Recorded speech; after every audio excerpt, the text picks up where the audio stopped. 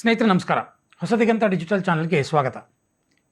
ಪಶ್ಚಿಮ ಬಂಗಾಳದ ರಿಸಲ್ಟ್ ಬರ್ತಿದ್ದ ಹಾಗೆಯೇ ಇಡೀ ಪಶ್ಚಿಮ ಬಂಗಾಳದ ರಾಜ್ಯದಾದ್ಯಂತ ಒಂದು ಘೋಷಣೆ ಮೊಳಗ್ತಾ ಇದೆ.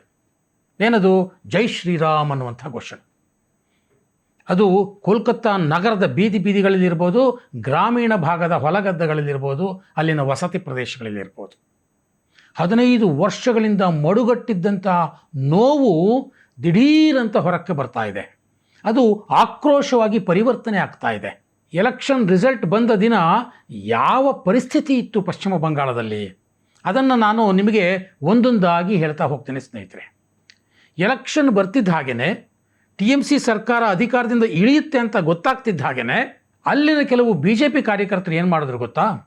ಮಮತಾ ಬ್ಯಾನರ್ಜಿಯವರ ಮನೆ ಮುಂದೆ ಹೋದರು. ಈ ಹಿಂದೆ ಮಮತಾ ಬ್ಯಾನರ್ಜಿಯವರು ಜೈ ಶ್ರೀರಾಮ್ ಅಂತ ಕೂಗಿದವ್ರನ್ನ ತಾವು ಹೋಗ್ತಿದ್ದ ಗಾಡಿಯನ್ನು ನಿಲ್ಲಿಸಿ ಕೆಳಗಿಳಿದು ಅವ್ರ ಮೇಲೆ ಕೇಸ್ ಹಾಕಿ ಅಂತ ಹೇಳೋಗಿದ್ರು. ಅದನ್ನು ಮನಸ್ಸಲ್ಲಿಟ್ಕೊಂಡಂತಹ ಕೆಲವು BJP ಕಾರ್ಯಕರ್ತರು ಏನು ಮಾಡಿದ್ರು? ಮಮತಾ ಬ್ಯಾನರ್ಜಿಯವರ ಮನೆ ಮುಂದೆ ಹೋಗಿ ನೋಡಿ.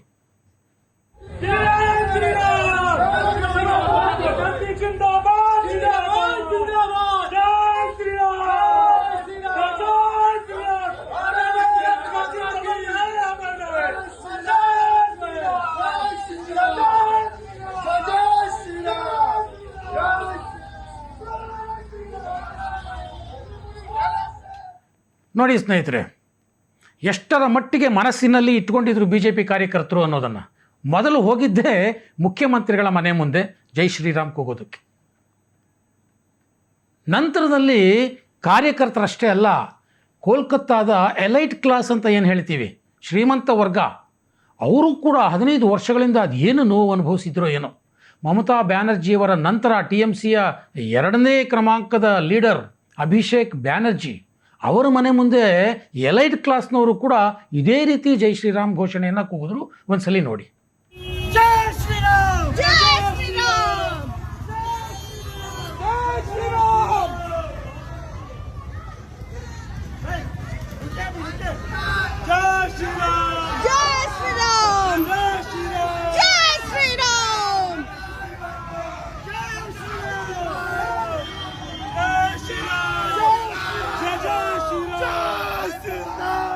ಇನ್ನು ಎಲೈಟ್ ಕ್ಲಾಸ್ ಬಿಡಿ, ಪಕ್ಷದ ಗೆಲುವಿಗಾಗಿ ಹಗಲಿರುಳು ಶ್ರಮಿಸಿದಂತಹ ಕಾರ್ಯಕರ್ತರು ಕೋಲ್ಕತ್ತಾ ನಗರದಲ್ಲಿ ಬೀದಿಗಿಳಿದು ಬಿಟ್ಟಿದ್ರು. ಕೋಲ್ಕತ್ತಾ ನಗರ ಹಿಂದುತ್ವದ ಅಲೆಗಳಲ್ಲಿ ತೇಲಿ ಹೋಗ್ತಾ ಇತ್ತು. ಆ ಒಂದು ಸನ್ನಿವೇಶವನ್ನು ನೀವೇ ನೋಡ್ಬಿಡಿ.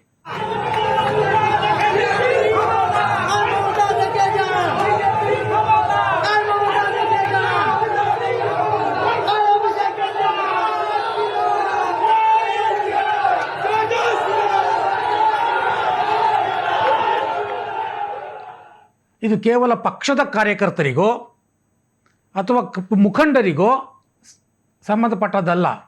ಗ್ರಾಮೀಣ ಭಾಗದಲ್ಲಿ ಸಾಮಾನ್ಯ ಮತದಾರರು, ಮಹಿಳಾ ಮತದಾರರು, ಅವರು ಸಹ ಜೈ ಶ್ರೀರಾಮ್ ಘೋಷಣೆಯನ್ನು ಕೂಗಿದ್ರು.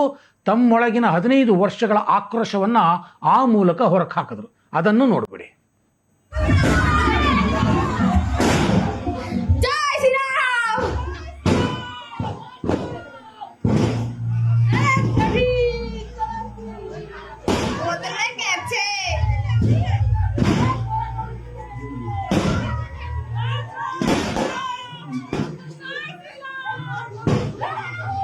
ನಾನು ಇನ್ನೊಂದು ಸನ್ನಿವೇಶವನ್ನು ನಿಮಗೆ ಹೇಳ್ತೇನೆ ಸ್ನೇಹಿತರೆ. ಅದೇನಂತಂದರೆ, ಕೋಲ್ಕತ್ತಾದ ಒಂದು ಬಡಾವಣೆಯಲ್ಲಿ, ಅದು ಮುಸ್ಲಿಂ ಡಾಮಿನೇಟೆಡ್ ಏರಿಯಾ, ಅಲ್ಲಿ ಕೋರ್ಟ್ ಆರ್ಡರ್ ಆಗಿತ್ತು ದೇವಸ್ಥಾನವನ್ನು ಓಪನ್ ಮಾಡಿ ಪೂಜೆಗೆ ಅವಕಾಶ ಕೊಡಿ ಅಂತ. ಕೋರ್ಟ್ ಆರ್ಡರ್ ಆದರೂ ಕೂಡ ಮಮತಾ ಬ್ಯಾನರ್ಜಿಯವರ ಸರ್ಕಾರ ಆ ಒಂದು ದೇವಸ್ಥಾನದಲ್ಲಿ ಪೂಜೆಗೆ ಅವಕಾಶ ಕೊಟ್ಟಿರಲಿಲ್ಲ, ಆ ಬಾಗಿಲನ್ನೇ ತೆಗೆದಿರಲಿಲ್ಲ. ಯಾವಾಗ ರಿಸಲ್ಟ್ ಬಂತೋ ಭಕ್ತರೇ ಹೋದರು, ಆ ದೇವಸ್ಥಾನದ ಬಾಗಿಲನ್ನು ತೆಗೆದರು, ಅಲ್ಲಿ ಪೂಜೆಯನ್ನು ಶುರು ಮಾಡಿದ್ರು, ಆ ಮುಖಾಂತರ ತಮ್ಮ ಸಂತೋಷವನ್ನು ಹಂಚಿಕೊಟ್ರು. ಆ ದೃಶ್ಯವನ್ನು ನೋಡ್ಬಿಡಿ. बहुत वर्षों के बाद हम जिस जगह पे आए हैं, ये है बस्तीन बाजार का वो मंदिर जहां पे कोर्ट के द्वारा परमिशन मिलने के बाद भी नहीं खोला गया था। बोला गया था कि यहाँ पे खून की नदियां बहेगी। आज बीजेपी सरकार आने के बाद और ये मंदिर आज खुल चुका है। यही मंदिर था, जब ममता की गवर्नमेंट थी तो उन्होंने रोका था, और आज है ये बीजेपी का सलाम। जय जय श्री राम। ನೋಡಿ, ಈ ದೇವಸ್ಥಾನವೇನಾದರೂ ಓಪನ್ ಮಾಡಿದರೆ ಇಲ್ಲಿ ರಕ್ತದ ಕೋಡಿ ಹರಿಯುತ್ತೆ ಅಂತ ಹೆದರಿಸಿದ್ರಂತೆ ಸ್ಥಳೀಯ ಗೂಂಡಾಗಳು. ಸ್ಥಳೀಯ ಗೂಂಡಾಗಳು ಯಾಕೆ ಸ್ವಾಮಿ? ಮಮತಾ ಬ್ಯಾನರ್ಜಿಯವರ ವಾರಸುದಾರ, TMCಯ ವಾರಸುದಾರ ಅಭಿಷೇಕ್ ಬ್ಯಾನರ್ಜಿ ಸ್ವತಃ ಪ್ರಚಾರದ ಸಮಯದಲ್ಲಿ ಥ್ರೆಟ್ ಕೊಟ್ಟಿದ್ದರು ಜನಸಾಮಾನ್ಯರಿಗೆ. ನೀವು ಒಂದು ವೇಳೆ TMCಗೆ ಮತ ಹಾಕಲಿಲ್ಲ ಅಂತಂದರೆ ಮೇ 4ನೇ ತಾರೀಕು ನಂತರ ನಿಮ್ಮನ್ನು ಒಂದು ಕೈ ನೋಡ್ಕೋತೀವಿ, ನಿಮ್ಮನ್ನು ಏನು ಮಾಡ್ತೀವಿ ನೋಡ್ತಾ ಇರಿ ಅನ್ನುವಂಥ ಧಮಕಿಯನ್ನು ಪ್ರಚಾರದ ಸಂದರ್ಭದಲ್ಲಿ ಹಾಕಿದರು ಅನೇಕ ಸಲ. ಅವರು ಯಾವ ರೀತಿ ಧಮಕಿ ಹಾಕಿದರು ತಮ್ಮದೇ ಮತದಾರರಿಗೆ, ಅದನ್ನು ನೋಡ್ಬಿಡಿ. 4 তারিখ 12টার পরে কোন জল্লাদের কত ক্ষমতা আর কার দিল্লির বাবা কাকে বাঁচাতে আসে আমি 4 তারিখ দেখব। 4 তারিখ বাংলায় থাকবেন, বেলা 12টার পর দেখা হবে। ফল বেরোনোর পর সুদে আসলে জবাব দেবো, আমি কথা দিয়ে যাচ্ছি। 4 তারিখে রবীন্দ্রসঙ্গীতের সাথে গ্রামে একটু করে ডিজেও বাজবে। তৈরি থেকো, আমি মমতা বন্দ্যোপাধ্যায়ের মতো উদার নই। গুজরাটের গুন্ডারা এসে বলছে উল্টা করকে লটকা দেগা। আমি খালি স্বরাষ্ট্রমন্ত্রীকে বলেছিলাম গরম বেশি পড়ছে, মাথা ঠান্ডা রাখুন, জল বেশি করে খান। আর আপনার যদি সৎ সাহস থাকে। ಸೊ ಅಭಿಷೇಕ್ ಬ್ಯಾನರ್ಜಿಯವರ ಮಾತು ಕೇಳಿದ್ರಲ್ಲ, ಈ ಮಾತುಗಳನ್ನು ಅವರು ಪ್ರಚಾರ ಸಂದರ್ಭದಲ್ಲಿ ಅಷ್ಟೇ ಅಲ್ಲ 15 ವರ್ಷಗಳ ಕಾಲ ಜನ ಇಂಥದ್ದೇ ಮಾತುಗಳನ್ನು ಕೇಳಿದ್ರು. ಎಷ್ಟೊಂದು ನೋವನ್ನು ತಮ್ಮ ಮನಸ್ಸಿನಲ್ಲಿ ಅಡಗಿಸಿಟ್ಕೊಂಡಿದ್ರು. ಆ ಮಡುಗಟ್ಟಿದ್ದಂಥ ನೋವನ್ನು ಎಲೆಕ್ಷನ್ ರಿಸಲ್ಟ್ ಬಂದ ದಿನ ಪ್ರತಿಯೊಬ್ಬರು ಹೊರಹಾಕೋದಕ್ಕೆ ಶುರು ಮಾಡಿದ್ರು. ಈ ಲೇಡಿ ಮಾತನ್ನು ಒಂದ್ಸಲಿ ಕೇಳಿ. हम तो डाले भाजपा को ही, हम डायरेक्ट बोल रहे हैं, हम भाजपा को ही डाले। अच्छा, हाँ, हम भाजपा को ही डाले। 21 में हमारे साथ बहुत कुछ हो चुका। क्या हुआ? बहुत कुछ, जैसे? मेरे पति को तो पटक पटक के मारा। किसने? TMC वालों ने। और किसने? क्यों? भाजपा किया ना हम लोगों ने, इसीलिए। मतलब आप लोगों ने बीजेपी को वोट किया, सपोर्ट किया। हाँ ठीक है। फिर हमारा दुकान था मम्मी का, हाँ। सड़क पे लाके जलाया गया उसको। किसको? दुकान को, उस दुकान को सड़क पे लाके हाँ। जला दिया गया। किस चीज? ನೋಡಿ, ಈ ಹೆಣ್ಮಗಳು ಹೇಳ್ತಿರುವಂಥ ಮಾತನ್ನು ಕೇಳಿ. ಏನಂದರೆ, ನಾವು BJP ಮತದಾರರು, ಹೌದು ನಾವು BJPಗೆ ಮತ ಹಾಕಿದ್ದೀವಿ ಅಂತ ಇವತ್ತು ನಾನು ಧೈರ್ಯವಾಗಿ ಮಾತಾಡ್ತಾ ಇದ್ದೀನಿ ಅಂತ ಹೇಳ್ತಾಳೆ ಆ ಹೆಣ್ಮಗಳು.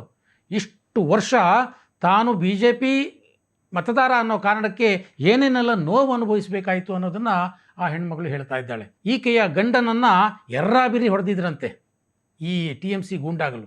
ಇವರ ಅಮ್ಮನ ಅಂಗಡಿಯನ್ನು ಸುಟ್ಟಾಕಿದ್ರಂತೆ. ಎಂಥ ಭಯಾನಕವಾದ ಸನ್ನಿವೇಶದಲ್ಲಿ ಇವರು ಬದುಕ್ತಿದ್ರು ಅಂತ. ಇಷ್ಟೆಲ್ಲ ಭಯಾನಕವಾದ ಸನ್ನಿವೇಶದಿಂದ ಹೊರಕ್ಕೆ ಬಂದರು ಅಂದರೆ ಇಷ್ಟು ವರ್ಷ ಅವರ ಮನಸ್ಸಿನಲ್ಲಿ ಇದ್ದಂಥ ಆಕ್ರೋಶ ಭುಗಿಲೇಳದೇ ಇರುತ್ತಾ? ಈ ಆಕ್ರೋಶ ಈ ಯುವಕನ ಮಾತಲ್ಲೂ ಸಹ ಹೊರಕ್ಕೆ ಬಂದಿದೆ. ಅದನ್ನು ಒಂದ್ಸಲಿ ಕೇಳಿಸ್ಕೊಳ್ಳಿ. हम बंगाल के युवा है। ममता बनर्जी 15 साल युवा के लिए कुछ नहीं किया, इसलिए जनता आज पुकार दिया ममता बनर्जी को। ये भारतीय जनता पार्टी के लिए युवा का पूरा समर्थन है बंगाल का। ये श्यामा प्रसाद मुखर्जी के ये माटी पे ये पहली श्यामा प्रसाद मुखर्जी का सरकार आज बनने वाला है। ये एक ऐतिहासिक मुहूर्त है, इसलिए हम सारे युवा लोग आज इधर इकट्ठा हो रहे हैं। हम खुद बीजेपी के समर्थक थे, लेकिन 15 साल में हम खुल के बोल नहीं पाते थे, इतना ज्यादा गुंडागर्दी होते थे। आज हम लोग इधर आए हैं। ये एक अच्छी, एक अटल जी ने कहा था ना कि अंधेरा छटेगा, सूरज निकलेगा, कमल खिलेगा। आज बंगाल में कमल खिला है। जय ಕೇಳಿದ್ರಲ್ಲ ಸ್ನೇಹಿತರೆ ಈ ಯುವಕನ ಆಕ್ರೋಶವನ್ನು. ಈತನು ಅದನ್ನೇ ಹೇಳ್ತಾ ಇರೋದು. 15 ವರ್ಷಗಳಿಂದ ನಮ್ಮ ಧ್ವನಿಯನ್ನು ನಾವು ಅಡಗಿಸಿಟ್ಕೊಂಡು ಕೂತಿದ್ವಿ, ಇವತ್ತು ನಾವು ಧೈರ್ಯವಾಗಿ ಬಂದು ಮಾತಾಡ್ತಾ ಇದ್ದೀವಿ. 15 ವರ್ಷಗಳಲ್ಲಿ ರೋಸ್ ಹೋಗ್ಬಿಟ್ಟಿದ್ವಿ, ಸರಿಯಾದ ಆಡಳಿತ ಇಲ್ಲ, ಉದ್ಯೋಗ ಇಲ್ಲ, ಬದುಕೋಕ್ಕೂ ಬಿಡ್ತಾ ಇಲ್ಲ, ಅಷ್ಟೊಂದು ಭಯದಲ್ಲಿ ಬದುಕ್ತಾ ಇದ್ವಿ. ಇವತ್ತು BJPಯ ಫೌಂಡರ್ ಯಾರಿದ್ದಾರೆ, ಶ್ಯಾಮಪ್ರಸಾದ್ ಮುಖರ್ಜಿ, ಅವರ ನಾಡು ಬಂಗಾಳ, ಬಂಗಾಳದಲ್ಲಿ ಇವತ್ತು BJPಯ ಕಮಲ ಅರಳಿದೆ. ಇನ್ನು ಮುಂದೆ ನಾವು ಧೈರ್ಯವಾಗಿ ಮಾತಾಡ್ತೇವೆ, ಧೈರ್ಯವಾಗಿ ಓಡಾಡ್ತೇವೆ ಅಂತ ತನ್ನ ಆಕ್ರೋಶವನ್ನು ಈತ ಹೊರಗೆ ಹಾಕ್ತಾ ಇದ್ದಾನೆ. ಸೊ ಈ ಆಕ್ರೋಶ ಜೈ ಶ್ರೀರಾಮ್ ಘೋಷಣೆ ಅಥವಾ ಈ ರೀತಿಯ ಮಾತುಗಳಿಗಷ್ಟೇ ಸೀಮಿತ ಆಗಲಿಲ್ಲ ಸ್ನೇಹಿತರೆ. ದುರದೃಷ್ಟಕರ ಅಂತಂದರೆ ಕೆಲವು BJP ಕಾರ್ಯಕರ್ತರು, ಕೆಲವು ಜನಸಾಮಾನ್ಯರು ಹಲವಾರು ಕಡೆ TMC ಕಚೇರಿಗಳಿಗೂ ನುಗ್ಗಿಬಿಟ್ರು. TMC ಕಚೇರಿಗಳಿಗೂ ನುಗ್ಗಿ ಅಲ್ಲೂ ಸಹ ದಾಂಧಲೆಯನ್ನು ಮಾಡಿ TMC ಕಚೇರಿಯಲ್ಲಿದ್ದಂಥ ಪೀಠೋಪಕರಣಗಳನ್ನೆಲ್ಲ ಹೊರಗೆ ಹಾಕಿ ಅದಕ್ಕೆ ಬೆಂಕಿ ಹಚ್ಚುವ ಕಾರ್ಯವನ್ನು ಸಹ ಮಾಡಿಬಿಟ್ರು. ಒಂದ್ಸಲಿ ನೋಡಿ.